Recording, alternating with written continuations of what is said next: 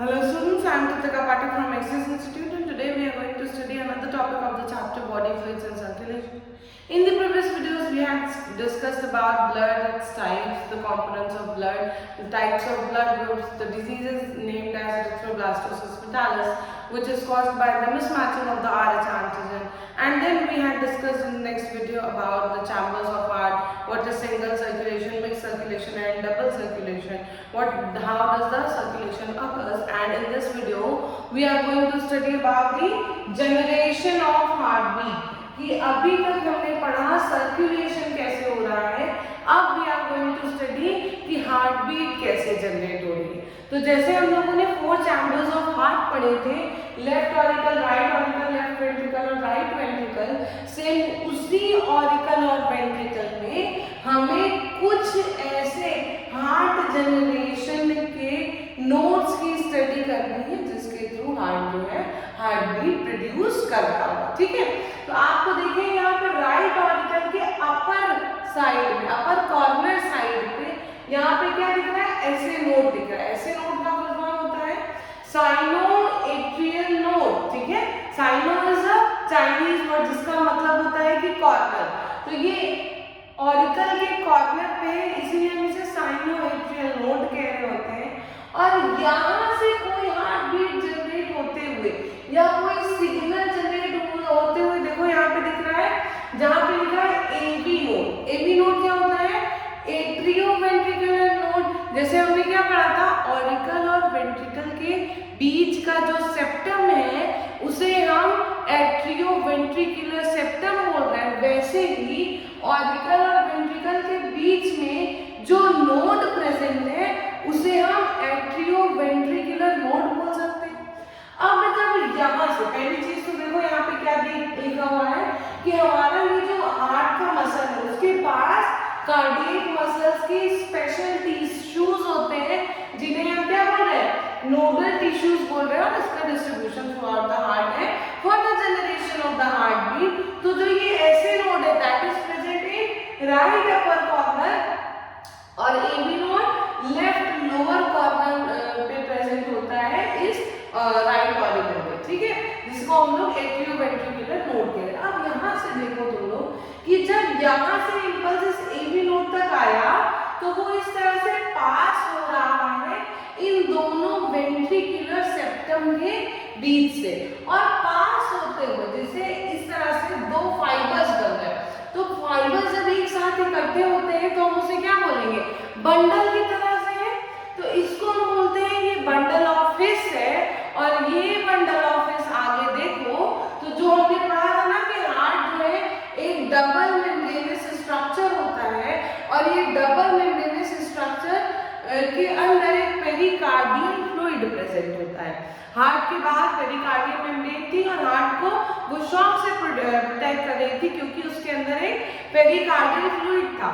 अब उसके उसी साइड में जहाँ पे हमने डायग्राम बनाया था, थ्रू आउट द वे हमें पुरकिंजे फाइबर्स देखने मिलते हैं। इसका नाम क्या है, इसका नाम है पुरकिंजे फाइबर्स। यानी ये जो आपको फाइबर लाइक सब्सटेंसेस दिख रहे हैं, ये फाइबर्स इस तरह से यहाँ तक पहुँचते हैं, उसके बाद वेंट्रिकल्स कॉन्ट्रैक्ट करते हैं और वेंट्रिकल्स के कॉन्ट्रैक्शन की वजह से सेमीन्यूलर वॉल्व के थ्रू सारा ब्लड जो है वो बाहर जा पाता है, और जब सेमीन्यूलर वॉल्व दोबारा क्लोज होती है तो हार्ट बीट की सेकेंड साउंड प्रोड्यूस होती है, और जब पहली बार ये ट्राइकस्पिड और बाइकस्पिड वॉल्व क्लोज होती है तो हार्ट बीट की फर्स्ट साउंड प्रोड्यूस होती है जिसे हम लब कहते हैं, और सेकेंड साउंड को हम डब कह रहे हैं। तो इस चीज को हम लोग और डिटेल में समझते हैं कि ये कैसे हार्ट बीट का साउंड का प्रोडक्शन हो रहा है। तो देखो क्या लिखा हुआ है कि ये जो ये बंडल ऑफ नोडल फाइबर्स है जो कि ऑरिकल और वेंट्रिकल के बीच से प्रोड्यूस हुए, इसीलिए हम उसे एट्रियोवेंट्रिकुलर बंडल या फिर शॉर्ट में एबी बंडल्स कह रहे हैं। वो पूरे इस एट्रियोवेंट्रिकुलर बंडल से होता हुआ कहाँ जाता है, दोनों वेंट्रिकल्स के बीच में जा रहा था, इसलिए हम बोल रहे थे इंटरवेंट्रिकुलर सेप्टम। जब दो वेंट्रिकल्स के बीच में, यहाँ से फिर से देखो क्या दिखा रहा है डायग्राम में, पहले यहाँ से शुरू हुआ बंडल, फिर उसके बाद ये अभी ऑरिकल और वेंट्रिकल बंडल के बीच में, तो एट्रियोवेंट्रिकुलर बंडल। जब वो दो वेंट्रिकल्स के बीच में आ गया तो इंटरवेंट्रिकुलर बंडल।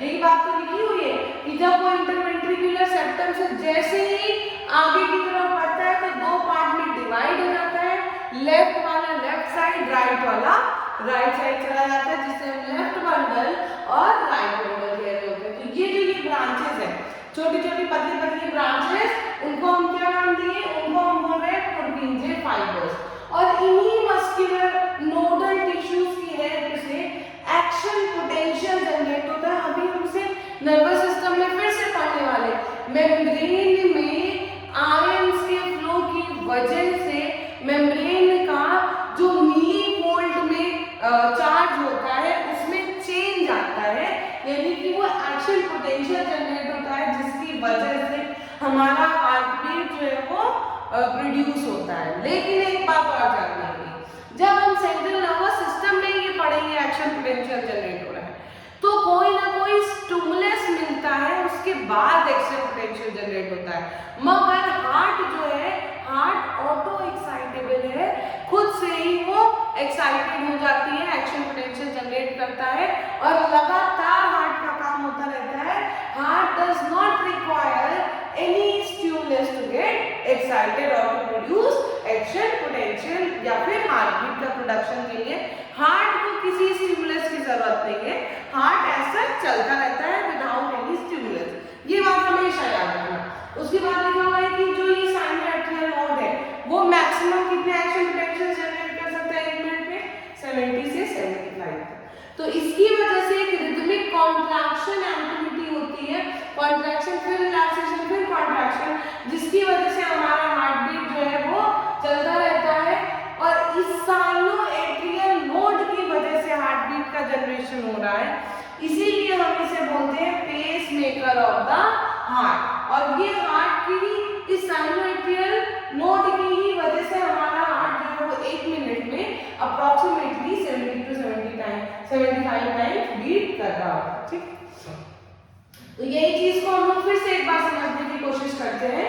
जब ये हार्ट है तो हार्ट के अपर ऑरिकल के इस अपर कॉर्नर पे साइनोएट्रियल नोड प्रेजेंट है, यहाँ से एक्शन पोटेंशियल जनरेट हुआ और ये आता है एबी नोड पे। कोई तुमसे पूछे एबी नोड की लोकेशन क्या है ऑरिकल वेंट्रिकल के बीच में, तो एट्रियोवेंट्रिकुलर नोड है।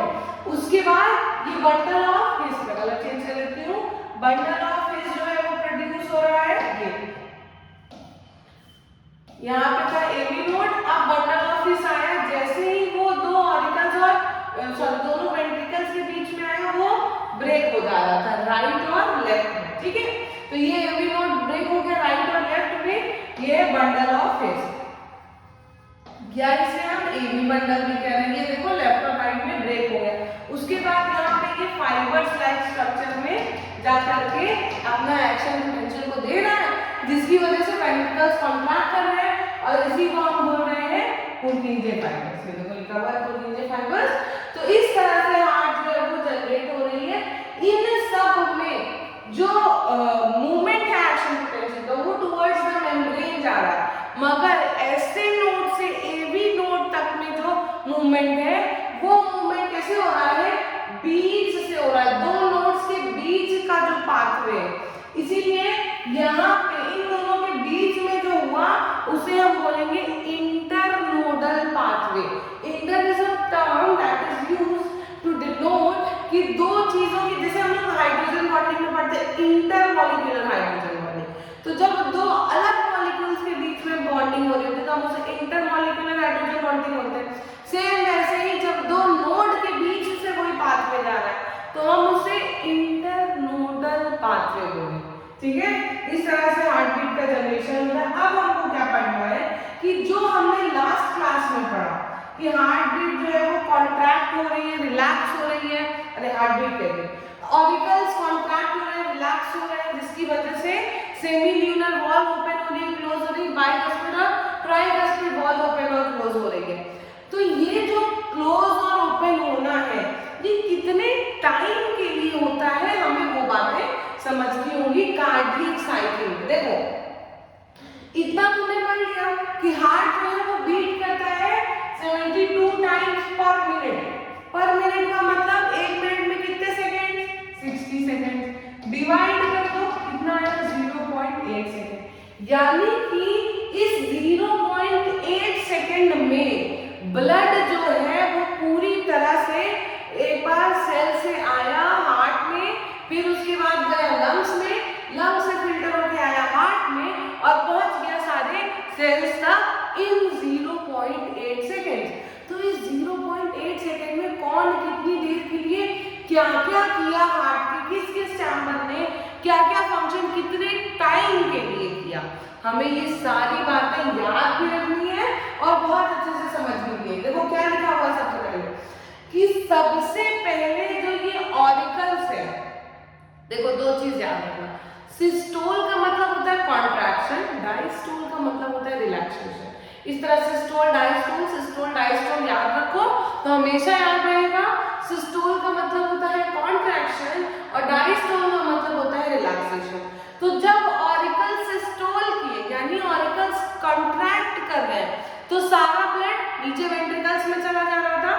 तो ऑरिकल्स कितनी देर के लिए कॉन्ट्रैक्ट करेंगे? सिर्फ 0.1 सेकेंड के लिए। यानी कि सिर्फ 0. ऑरिकल्स को क्या करना है? ये नीचे ही तो है वेंट्रिकल, यहाँ से ये ट्राइकस्पिड और बाइकस्पिड वॉल खोले, सारा ब्लड ऊपर से नीचे खत्म करना, बस इतना ही करना। तो ये काम हो रहा है 0.1 सेकेंड में, जिसको हम लोग बोल रहे हैं ऑरिकुलर सिस्टोल। तो क्या लिखा हुआ है? और एक और बात, ऑरिकल्स में हम दोनों ऑरिकल्स की बात कर रहे हैं, ठीक है? तो जब राइट ऑरिकल की बात करें तो राइट ऑरिकल के पास डीऑक्सीजनेटेड ब्लड है जो कि वीना कावा लेके आया था और वो डीऑक्सीजनेटेड ब्लड ऑरिकल से वेंट्रिकल में आ गया। और लेफ्ट ऑरिकल के पास ऑक्सीजनेटेड ब्लड है जो कि पल्मोनरी वेन लेके आया था, तो वो पल्मोनरी वेन से इस लेफ्ट वेंट्रिकल में आ गया ऑक्सीजनेटेड ब्लड 0.1 सेकेंड। अब बात करते हैं कि ये ऑरिकल्स जो है तब डायस्टोल करेंगे, यानी जब रिलैक्स कर रहे होंगे तब क्या होगा? देखो तुम जब रिलैक्स स्टेट में हो तभी उसमें हम तुमको समझा सकते हो और तुम्हारे ब्रेन में बातें जाएंगी। जब तुम खुद ही बहुत परेशान हो तो तुम्हें चीजें नहीं समझ आएंगी। वैसे ही हमें हार्ट में अगर ब्लड पोर करना है तो तभी उसके अंदर जाएगा जब वो रिलैक्स स्टेट में हो, यानी कि ऑरिकल्स का डायस्टोल चल रहा हो। तो जब 0.1 सेकेंड के लिए ऑरिकल्स जो है वो कॉन्ट्रैक्ट कर रहे हैं, हमने निकाल लिया कि 0.8 सेकेंड में एक पूरा कार्डियक साइकिल चल रहा है, तो 1 सेकेंड के लिए तो हम लोग सब कॉन्ट्रैक्ट कर रहे हैं, तो रिलैक्स कितने के लिए करेंगे ऑरिकल्स? 0.7 सेकेंड के लिए। तो ऑरिकल्स जो है वो डायस्टोल स्टेज में प्रेजेंट रहेंगे इस 0.7 सेकेंड्स के लिए। और ये 0.7 सेकेंड में क्या क्या होगा? जब राइट वाला ऑरिकल रिलैक्स में तो वीना कावा पूरे ब्लड सेल से डीऑक्सीजनेटेड ब्लड लेकर के इसको दे देगा, और जब लेफ्ट वाला ऑरिकल रिलैक्स स्टेट में है तो पल्मोनरी वेन ऑक्सीजनेटेड ब्लड उस राइट वाले वेंट्रिकल को दे देगी। वही बात लिखी हुई है कि right auricle receives deoxygenated blood from different parts of the body while left auricle receive oxygenated blood from the pulmonary vein या ब्लड फ्रॉम द लंग्स, ठीक है? तो ये इतनी चीज हमें ऑरिकल और वेंट्रिकल की समझ में आ गई। तो वैसे ही ऑरिकल की सिस्टोल और डायस्टोल को समझनी है आपने, तो वैसे ही अब हम वेंट्रिकल की सिस्टोल को समझने की कोशिश करते हैं। जब वेंट्रिकल सिस्टोल करेगा, जब अगर राइट ऑरिकल वाला राइट वेंट्रिकल ने सिस्टोल किया तो ब्लड कहाँ जाएगा? लंग्स के पास जाएगा। और अगर लेफ्ट वेंट्रिकल ने सिस्टोल किया तो ब्लड कहाँ जाएगा? बाकी की बॉडी सेल्स के पास जाएगा। तो ये जो ये सिस्टोल का काम है ये कितनी देर के लिए होगा? 0.3 सेकेंड्स के लिए होगा।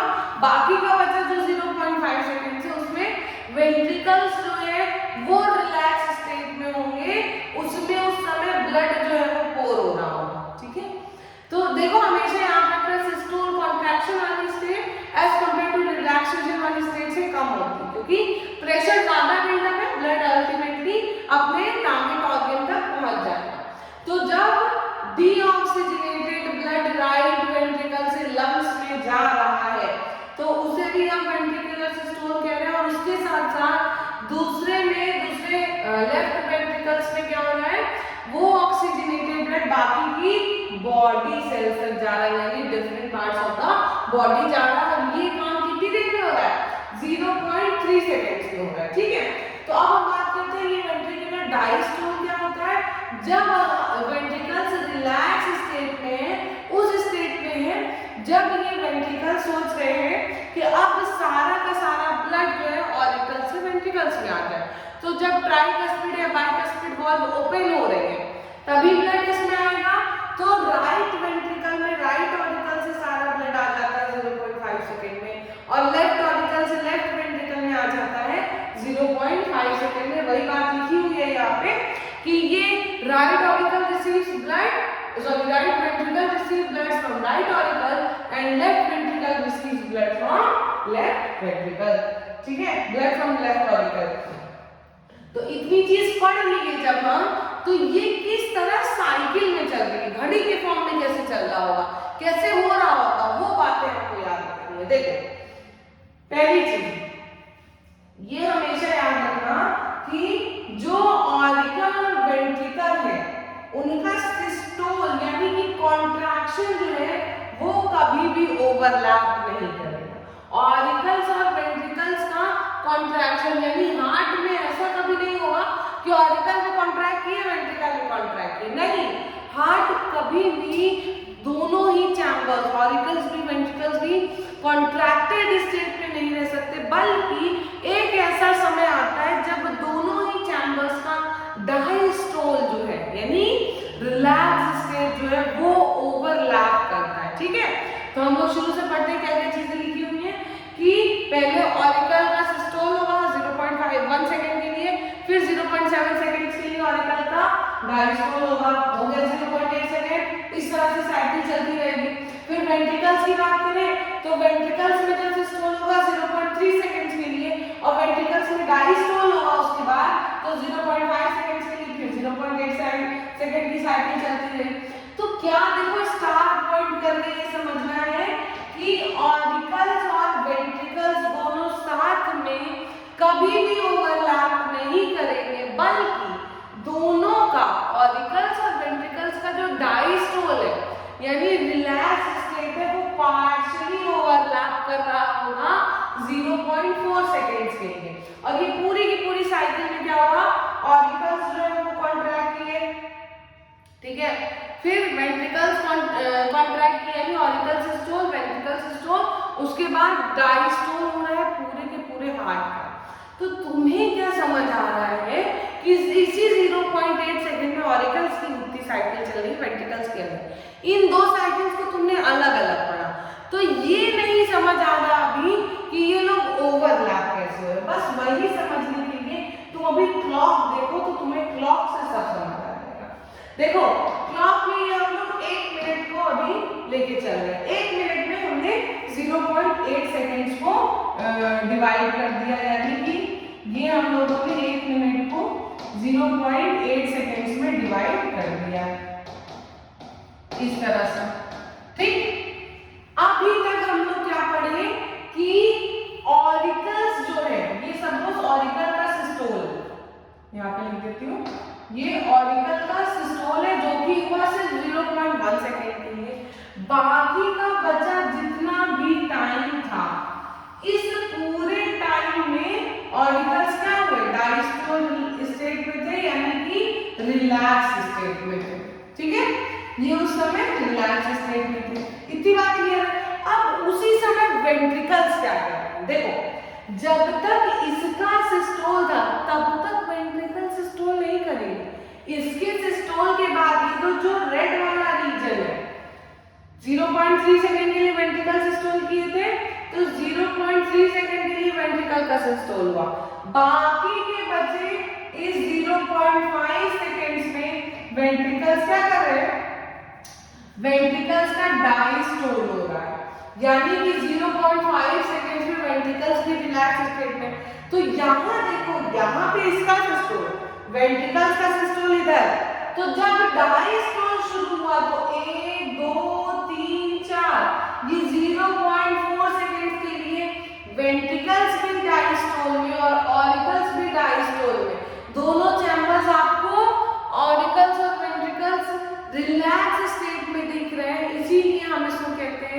Complete diastole of whole heart, यानी कि पूरा का पूरा हार्ट 0.4 सेकेंड्स के लिए रिलैक्स स्टेट में रहता है, डायस्टोल वाली स्टेट में रहता है। ठीक है, अब इससे सिंपल तरीके से ये बात नहीं समझ सकते कि ये घड़ी है, उसको हमने 1 मिनट को 8 पार्ट में डिवाइड कर दिया, जिसमें से 0.1 सेकंड में सिस्टोल है, बाकी की 0.7 सेकंड में डायस्टोल है।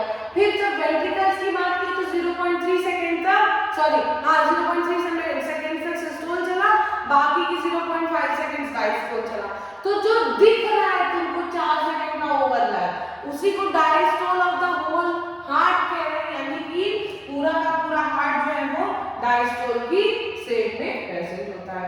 अब हम लोग बात करते हैं कि ये जो हार्ट है इसमें इस तरह से देखो लब और डब, अभी मैंने बताया दो क्या कहते हैं कि सिग्नल्स बन रहे हैं लब और डब, तो ये लब और डब कैसे, ये साउंड जो है सिग्नल मैं बोल रही थी, ये साउंड जो है ये साउंड कैसे बन रहा है वो समझते हैं। देखो हमने हार्ट बीट की जनरेशन पढ़ ली, ब्लड का सर्कुलेशन पढ़ लिया, ब्लड की टाइमिंग पढ़ ली, अब ये लब डब कैसे बन रहा है वो समझना है।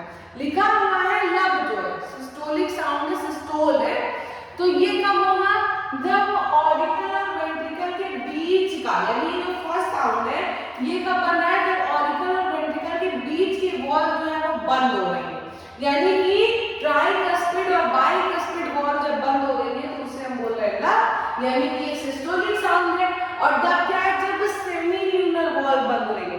सेमील्यूनर वॉल कब बंद हो रही थी, जब ब्लड पल्मोनरी आर्टरी में गया था या फिर एओर्टा में गया था, तो उसके बाद सेमील्यूनर वॉल बंद हो जा रही थी, उसे ही हम बोल रहे हैं डब।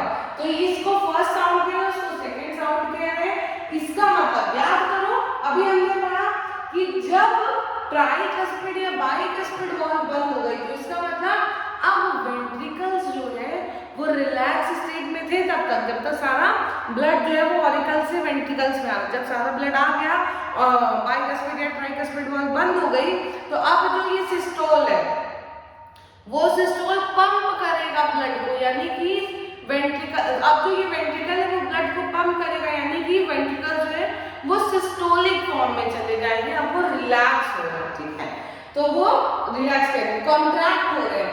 तो इसका मतलब है कि लब जो है वो अभी इसके ट्राइकस्पिड या बाइकस्पिड के वॉल के क्लोजर के बाद वेंट्रिकल्स का सिस्टोल शुरू हो जाएगा, और जब सेमील्यूनर वॉल ओपन क्लोज होगी तो उसके बाद वेंट्रिकल्स जो है वो रिलैक्स हो जाएंगी, क्योंकि उन्होंने सारा ब्लड जो है वो पंप कर दिया है, तो अभी वेंट्रिकल्स का डायस्टोल शुरू हो जाएगा। ठीक है, तो ये था दो साउंड के बारे में हार्ट का, लब और डब। अब हम पढ़ते हैं कि कार्डियोग्राफ। देखो कार्डियोग्राफ एक ऐसी मशीन है जिससे हमें कार्डियोग्राम का ग्राफ मिलता है, यानी कि कार्डियोग्राफ जो है वो मशीन का नाम है, और जो हमें मिलेगा जिससे हम अपने हार्ट बीट का रीडिंग कर सकते हैं, दैट इज कार्डियोग्राम। कभी ग्राफ और ग्राम में कंफ्यूज मत हो जाना कि ग्राफ तो उस तरह दिख रहा था तो वही ग्राफ होगा, नहीं, इस केस में थोड़ा सा पलट गया है। इस केस में मशीन का नाम ग्राफ हो गया और जो ग्राफ हम देखेंगे उसका नाम इलेक्ट्रोकार्डियोग्राम हो गया। ठीक है, तो यही लिखा हुआ है कि ये ईसीजी जो है वो एक ग्राफिकल रिप्रेजेंटेशन है जिसमें हम हार्ट की इलेक्ट्रिकल एक्टिविटी देख रहे होते हैं, यही कार्डियक साइकिल की, यानी कि 0.8 सेकेंड्स में जो जो हुआ उसमें हम हार्ट में कैसे एक्शन पोटेंशियल जनरेट हो रहा है, कैसे मूवमेंट हो रहा है, बाकी के एक्शन पोटेंशियल्स का from one two another step, उस चीज को हम देख रहे होंगे। तो ये ईसीजी ऑब्टेन करने के लिए पेशेंट को क्या किया जाता है, उनको 3 जगह, 2 उनके रिस्ट में और 1 लेफ्ट एंकल में इलेक्ट्रिकल लीड्स लगाई जाती हैं ताकि हम उनके हार्ट की एक्टिविटीज को मॉनिटर कर सकें या देख सकें। अगर कोई ऐसा है कि उसके हार्ट की एक्टिविटीज फिर भी नहीं पता चली तो आप लोगों ने टीवी सीरियल्स या ऐसे मूवीज में देखा होगा, तो चेस्ट पे भी बहुत सारे इलेक्ट्रिकल लीड्स लगा दिए जाते हैं रीडिंग को और ज्यादा क्लियर रखने के लिए। ठीक है, तो ये ईसीजी जो है उसको हम PQRST, यहाँ तक हम हार्ट की एक्टिविटी को लिखते हैं, अब उसमें क्या क्या डिनोट करते हैं PQRST में वो चीजें समझ लेते हैं। देखो पहले यहाँ पे ग्राफ समझने की कोशिश करें। पहला जो ग्राफ है जिसमें ये P लिखा हुआ है, ये हल्का सा उठा हुआ है, ये क्या कह रहा है, ये बताना है हमें कि ऑरिकल सिस्टोल, ऑरिकल्स कितनी देर के लिए सिस्टोल हो रहा था, 0.1 सेकेंड के लिए।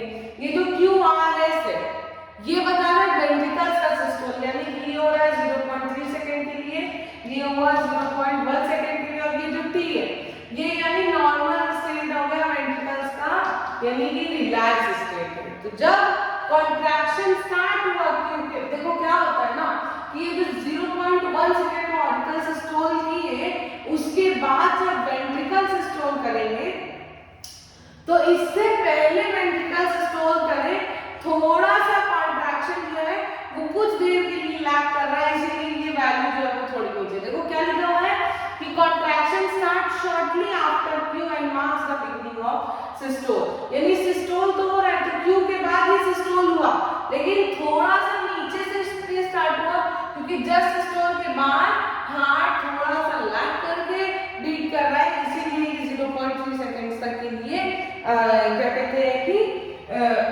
सिस्टोल हो रहा है। उसके बाद जो ये नीचे की लाइन है ये शो कर रही है जितना टाइम वो लैग किया होगा, मतलब बहुत मिनिमम टाइम, क्योंकि 0.3 सेकंड में वो उतना ऊपर बढ़ रहा है, 0.1 सेकंड का ये ग्राफ है, तो ये बहुत छोटा समय के लिए इसको हम लोग नीचे की तरफ शो कर रहे हैं, यानी कि जो लैगिंग है वो बहुत कम टाइम के लिए हुई और रिकल्स और वेंट्रिकल्स के सिस्टोल के बीच में। लिखा हुआ है कि ये जो QRS का कॉम्प्लेक्स है, ये जो हमें वेंट्रिकल्स की सिस्टोल की बात बता रहा है, ये हमको बता रहा है कि किसी भी गिवन पीरियड ऑफ टाइम में जो हार्ट बीट कर रहा है किस रेट से, हमें ये पता चलेगा, क्योंकि वेंट्रिकल के सिस्टोल से ही तो हमको पता चल रहा है ना कि ब्लड जो है वो किस रेट से ब्लड टिश्यूज तक पहुंच रहा है। तो इसीलिए QRS जो है वो बहुत ज्यादा इंपॉर्टेंट ग्राफ टर्म है, इसी से हमें किसी भी इंडिविजुअल की हार्ट बीट की रेट पता चलती है। ठीक है, अब हम बात करते हैं कार्डियक आउटपुट की। कार्डियक आउटपुट क्या होता है, किसी भी एक मिनट में हार्ट ने जितना ब्लड पंप किया होगा उसे हम बोलते हैं कार्डियक आउटपुट। लिखा हुआ है कि the amount of blood that is ejected from heart in the aorta per minute is known as cardiac output. तो एक मिनट में हम लोगों ने पढ़ा कि 72 टाइम्स हार्ट बीट कर रहा है, और एक बार की बीटिंग पे अगर वो 70 ml बीट कर रहा है तो एक मिनट में वो अप्रोक्सीमेटली 5040 मिलीलीटर, या ये कहें कि 5 लीटर पर मिनट का कार्डियक आउटपुट जो है वो ब्लड कर रहा था। इसी कार्डियक आउटपुट को अगर हम unit surface area of the body, यानी सरफेस एरिया जितनी भी बॉडी की है उससे डिवाइड कर देते हैं तो हमें क्या मिल जाता है, कार्डियक इंडेक्स मिल जाता है। ठीक है, अब बात करते हैं कि ये जो ये रेगुलेशन है कार्डियक आउटपुट का, ये कभी हार्ट बीट ज्यादा, कभी कम, कभी ज्यादा, कभी इमरजेंसी की सिचुएशन आ गई तो हार्ट बीट बहुत ज्यादा, उसके बाद हार्ट बीट कम, तो ये जो सिचुएशन है वो ऐसे कैसे आ रही है। ठीक है, उस चीज को हमको पढ़ना है। तो क्या लिखा हुआ है कि नॉर्मली हार्ट तो मायोजेनिक है, खुद से ऑटो एक्साइटेड होता है, लेकिन फिर भी जब ऐसी कोई सिचुएशन आती है तो हमारा हार्ट बीट बढ़ जाता है, जैसे हमें वी हैड टू एस्केप और dog is attacking on us, तो अल्टीमेटली हार्ट बीट बढ़ गया, फिर थोड़ी देर बाद नॉर्मल हो गया। तो ऐसा क्यों हो रहा है, मैं वही समझना है। हमारे ब्रेन में मेडुला ऑब्लोंगाटा ये एक न्यूरल सेंटर होता है जो कि हमारे कार्डियक फंक्शन को रेगुलेट कर रहा होता है, ऑटोनॉमिक नर्वस सिस्टम के थ्रू हमारा हार्ट इस टाइम पे रेगुलेट हो रहा होता है, तो उसको सिग्नल मिलता है जो सिंपैथेटिक नर्व्स होती है। सिंपैथेटिक नर्व्स वो नर्व्स होती है जो कि हमारे ब्रेन और स्पाइनल कॉर्ड से निकल के हमारे फंक्शंस को अल्टर कर रही होती है, और पैरासिम्पैथेटिक नर्व्स उसको वापस से बैक टू नॉर्मल करने में काम करती है। ठीक है, तो ये सिंपैथेटिक नर्व्स ने क्या किया, हार्ट बीट को इंक्रीज कर दिया, वेंट्रिकल जल्दी जल्दी से स्टोल कर रहे हैं तो ब्लड ज्यादा जल्दी जल्दी बाकी के ऑर्गन्स में पहुंच रहा है, अल्टीमेटली हमारी हार्ट बीट का रेट बढ़ा दिया इस मेडुला ऑब्लोंगाटा। इसके अलावा एड्रिनल ग्लैंड से निकले हुए एड्रिनल मेड्यूलरी हार्मोन्स जो है वो भी हमारे हार्ट बीट के रेट को इंक्रीज करने में हेल्प करते हैं, और जो अच्छा इंक्रीज तो हो गया है ना, एपिनेफ्रिन और एपिनेफ्रिन जो एड्रिनल मेडुला से निकला उसने इंक्रीज करा दिया, ये मेडुला ऑब्लोंगाटा भी इंक्रीज कर, नॉर्मल कैसे होगा, नॉर्मल होगा ये पैरासिम्पैथेटिक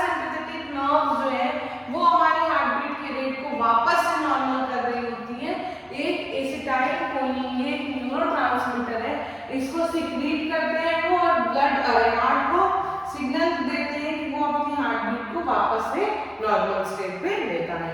यही चीज हमें समझनी है। ये देखो, ये रहा हार्ट और यहाँ पे प्रेजेंट होता है हमारा मेडुला ऑब्लोंगाटा का सेंटर। तो यहाँ से सेंसरी नर्व जो सिग्नल लेके जाती है, उन्होंने हार्ट को लेके गया और यहाँ पे वो हार्ट के सिग्नल रिसीव किया कैरोटिड आर्टरी में और वेंट्रिकल का सिस्टोल ज्यादा होने लगा तो बाकी के ऑर्गन्स को ब्लड पहुंचने लगा। ठीक है, वैसे ही ये एड्रेनल ग्लैंड की मेडुला से एपिनेफ्रिन नॉन एपिनेफ्रिन निकला, सर्कुलेशन निकला, सिस्टोल बढ़ने लगा तो ब्लड फ्लो ज्यादा हो गया, अल्टीमेटली हार्ट रेट ज्यादा हो। नॉर्मल कौन करेगा? ये पैरासिम्पैथेटिक नर्व जो कि वेगस नर्व के थ्रू फिर ब्रेन और हार्ट से कनेक्टेड है। ये जो है वो एसिटाइलकोलिन का रिसेप्टर सिक्रीट करके हमारे हार्ट बीट को नॉर्मल करते हैं। ठीक है, this was all about regulation of heart and thank you for the class.